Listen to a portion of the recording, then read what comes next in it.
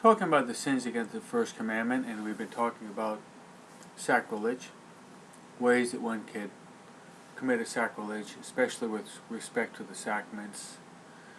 We said one would be to go to confession, purposely hold back a mortal sin. That would be a sacrilegious confession.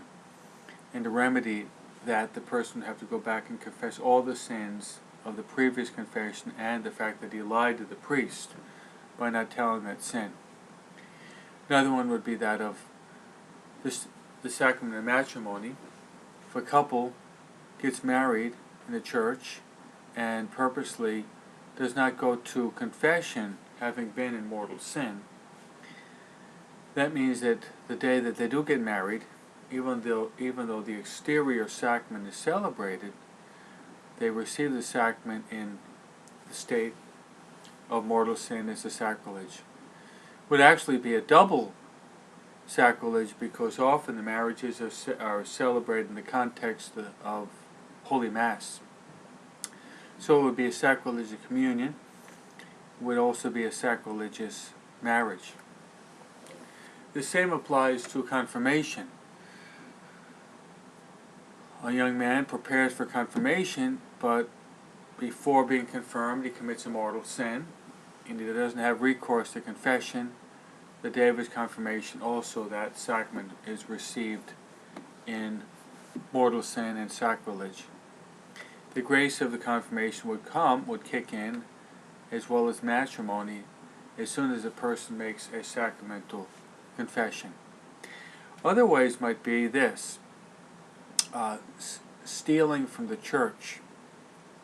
If a statue were stolen from the church, that would be also a sacrilege, because the church is a sacred place consecrated for worship.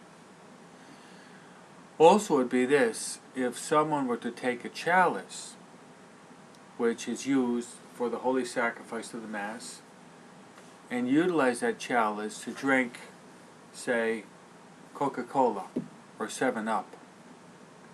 This would be a sacrilege because it was stolen from the church, but also it was used not for the proper purpose of that sacred object.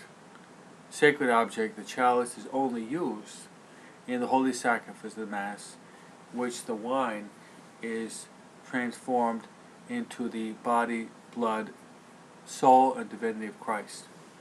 Another sacrilege would be to strike a holy person, to strike a nun, to strike a priest, to strike a priest or a religious, because these people are consecrated to God, for God's service, for God's praise, and for God's glory and honor.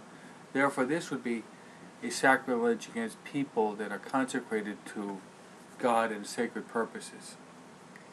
So these are all ways in which the sacrilege can be perpetrated, and the reason being is because God is to be praised, adored, and worshipped in sacraments, in places, as well as in persons.